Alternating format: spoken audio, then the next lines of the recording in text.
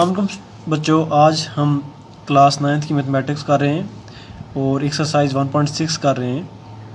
तो बेटा एक्सरसाइज 1.6 में हमने दो मेथड्स पढ़ने, आपको यहाँ पे स्क्रीन पर नज़र आ रहे होंगे।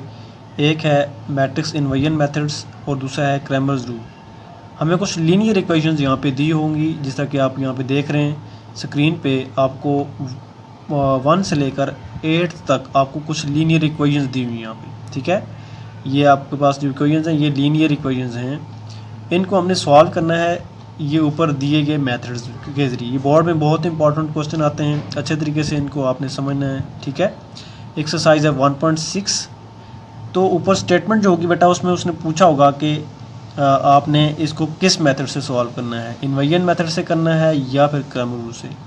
यहाँ वो ये कह रहा है कि use matrices if possible to solve the following systems of linear equations by the matrix inversion method और क्रैमर्स रूल।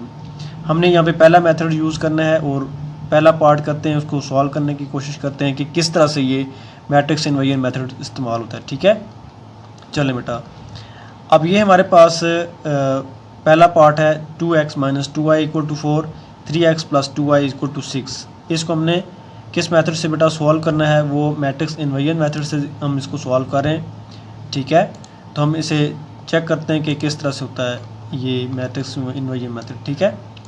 ये देखें बेटा, ये आपको जो उसने स्टेटमेंट दी हुई यहाँ पे ऊपर आप देख रहे हैं, ये सारी की सारी आप पास क्या है, ये मैट्रिक्स इन्वर्जन मेथड की है, ठीक है। हमने इस पे अप्लाई करना है ये मेथड। तो बेटा सबसे पहला काम आपका वो ये है कि आपको जहाँ पे जो कोफिशिएंट नज़र आ रहे हैं, जो x के और y के हैं, उनको आपने चूज़ करना है, ये वाले, सिर्फ और सिर्फ ये वाले इक्वल के इस तरफ जो नंबर पड़े हुए हैं, इन तमाम को आपने लेना है, इनसे एक मैट्रिक्स बनाना आपने, ठीक है। इनमें से 2 लिख दिया, -2y है तो y का कोफिशिएंट -2 यहाँ लिख दिया हमने, 3 है x का तो ये 3 इधर आ गया, तो 2 है तो ये 2 आ गया। जो माइनस वाले साइन के हैं वो उनको -7 लिखना हमने, ठीक है। ये जो मैट्रिक्स बना है बेटा, इसको आपने कैपिटल M या कैपिटल A से डिनोट करना है। आप लिख सकते हो कि A = 2 - 2 3 4 3 and 2, ठीक है। जो भी मैट्रिक्स होगा उससे ये बनना है। इसे M कह दें या कैपिटल A कह सकते हैं आप, ठीक है। मैंने यहाँ पे M से डिनोट किया, यहाँ पे देख रहे हैं आप ये।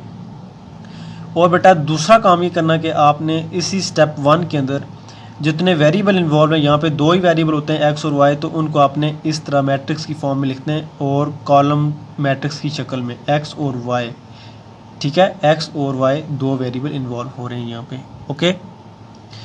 और उनको आपने इंडिकेट करना है कैपिटल X के साथ। और इक्वल के इस तरफ जो मैट्रिक्स बेटा आप पास पड़ा होगा, इसको आपने जो है लिखना है इसी तरह कॉलम मैट्रिक्स की शक्ल में, जैसे मैंने यहाँ लिखा हुआ है 4 और 6, कोई भी आ सकता है, 4 और 6 के कोई भी नंबर आ सकते हैं आपस, ठीक है। इसको आपने कैपिटल B से डिनोट करना है यहाँ पे, ठीक है। ये मेथड हो गया। अब स्टेप 2 में बेटा आपने क्या करना है, आपने जो मैट्रिक्स M लिया है ये वाला, इसका आपने डिटर्मिनेंट फाइंड आउट करना है। अगर तो ये डिटर्मिनेंट 0 आ जाए तो ये सिंगुलर मैट्रिक्स बन जाता है, अगर ये नॉन ज़ीरो आ जाए तो ये नॉन सिंगुलर होता है। तो बेटा इन्वर्स उसी वक्त ही एग्जिस्ट करता है जब आपके पास नॉन सिंगुलर मैट्रिक्स हो। अगर सिंगुलर मैट्रिक्स होगा तो उसके ऊपर इन्वर्स मेथड एग्जिस्ट नहीं करता, ठीक है। इसलिए हमने इसका डिटर्मिनेंट लिया, तो डिटर्मिनेंट लेने के बाद आपके पास क्या है, यहाँ पे 10 आ गया। आपको डिटर्मिनेंट फाइंड आउट करना आता है, ठीक है। तो इट मीन्स कि it is a non singular matrix, यहाँ पे लिखा हुआ है कि it is a non singular matrix, okay. अब इसका इन्वर्स एग्जिस्ट करता है, तो इसलिए हम बेटा इसको सॉल्व करेंगे। तो स्टेप 3 में आपने ये फार्मूला याद रखना है इन्वर्स मेथड को फाइंड आउट करने का। ये फार्मूला होता है कि capital X = M inverse × B। M inverse से मुराद क्या है, आपने इसका इन्वर्स मेथड निकालना है। पहले इन्वर्स फार्मूला अप्लाई करेंगे। इन्वर्स फार्मूला क्या होता है, आप देख रहे हैं यहाँ पे स्क्रीन के ऊपर। किसी भी मैट्रिक्स का इन्वर्स निकालना हो तो इन्वर्स इक्वल होता है एडजॉइंट ऑफ उसी मैट्रिक्स का एडजॉइंट, ठीक है, और उसी का डिटर्मिनेंट। ये मेरे पास फार्मूला है, मैंने यहाँ पे लिख दिया।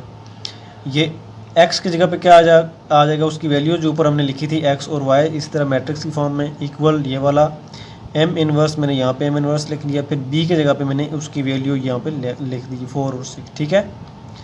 अब M इन्वर्स का फार्मूला यहाँ पे लिखेंगे 1/, determinant of A adjoint of A into B, ठीक है। ये साथ साथ ऐसे नीचे आता जाएगा, ये वाला हिस्सा इक्वल ऐसे साथ आता जाएगा। डिटरमिनेंट 10 था, हमने लिख दिया यहाँ पे। एडजॉइंट हमने निकालना सीखा हुआ है। एडजॉइंट कैसे निकालते हैं कि जिस मैट्रिक्स से एडजॉइंट फाइंड आउट करना हो, हम क्या करते हैं, उस मैट्रिक्स का एंट्रीज़ के अंदर चेक करते हैं, जाके फर्स्ट और फोर्थ एंट्रीज़ की जगह चेंज कर देते हैं, जो ये है, ठीक है। और बाकी ये जो हैं रिमेनिंग एंट्रीज़ हैं, इनके साइन चेंज करते हैं। तो देखें ज़रा, एडजॉइंट में यही काम किया है, इसकी और इसकी जगह चेंज की, दोनों जगह पे 2 था, तो इसलिए इसमें कोई फ़र्क नहीं पड़ा। लेकिन यहाँ पे देखें आप, ये माइनस का था तो ये प्लस हो गया, और ये प्लस का था ये माइनस में आ गया, ठीक है। ये माइनस का साइन साथ में लगा हुआ, ओके। अब बेटा ये तो आपके पास एडजॉइंट आ गया। अब आपने इसको और इसको मल्टीप्लाई करवाना है, ये हमने मल्टीप्लाई करवा दी। मल्टीप्लाई कराना हमने सीखा हुआ है, और ये साथ में एज इट इज़ 1/10 आ गया। अब 1/10, ये 10 तमाम एंट्री से डिवाइड हो रहा है, तो इनको सॉल्व करने के बाद आपने 10 को भी डिवाइड कर देना है दोनों एंट्रीज़ के साथ, 20 से भी और 0 से भी। 20 से आपने डिवाइड किया तो आपस 2 आ गया, और 0 से आया तो आपस 0 ही आया, ठीक है, ये आ गया। तो बेटा जब यहाँ पे देखें आप, ये एक मैट्रिक्स साथ साथ हम नीचे लेके आते जा रहे थे, ये ऐसे ही नीचे आता जाएगा। यहाँ पे सोल्यूशन में जब आपके पास जो ये चीज़ बच जाएगी, इसमें जो फर्स्ट एंट्री होगी ये वाली, ये x के लिए होगी, ठीक है, स्मॉल x की वैल्यू होगी, और ये जो होगी बेटा ये आपस स्मॉल y की वैल्यू होगी, ठीक है। आप लिखेंगे कि इस तरह से y इज़ इक्वल टू किसके इक्वल है, और x इक्वल किसके है, वो आपके पास 2 हो जाएगा, ठीक है।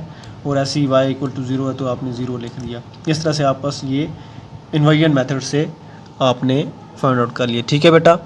तो इस तरह से आप बाकी रिमेनिंग पार्ट्स हैं, देखें इसमें से भी आप पहले एक मैट्रिक्स बना लोगे, m नाम दे दोगे कैपिटल, फिर वेरिएबल इन्वॉल्व जो साथ एज इट इज़ लिखेंगे हम, उसको मैट्रिक्स फॉर्म में x कहेंगे, फिर राइट साइड पे जो वैल्यूज़ दी हुई ये वाली उनको b कहेंगे हम। इसी तरह से आप फिर इसका डिटरमिनेंट फाइंड आउट करोगे, वो अगर सिंगुलर आता है तो आगे सॉल्व करने की ज़रूरत नहीं है। तो बेटा ये सारे का सारा क्वेश्चन आपका 3 स्टेप में हल होता है, तो तीनों स्टेप्स याद रखने कि स्टेप 1 में आपने क्या किया, ये देखें यहाँ पे, स्टेप 2 में क्या किया आपने, फिर स्टेप नंबर 3 में आपने क्या किया, ठीक है। होपफुली सबको समझ आ गई होगी, और अगर किसी को कोई कॉन्फ्लिक्ट हो, कोई प्रॉब्लम हो, तो वो मुझे कमेंट सेक्शन में आके कमेंट्स कर सकता है। इसके बेटा आपने रिमेनिंग पार्ट्स जो है ना वो आपने करने हैं पार्ट नंबर 1 से लेकर आपने बेटा 8 तक इसी मेथड से करने, ठीक है। पार्ट नंबर 1 से 8 तक आपने यही मेथड अप्लाई करके सॉल्व करने। ये आपकी क्या है, होमवर्क है, तो इसे आप होमवर्क में करें, ठीक है। ओके, अल्लाह हाफिज़।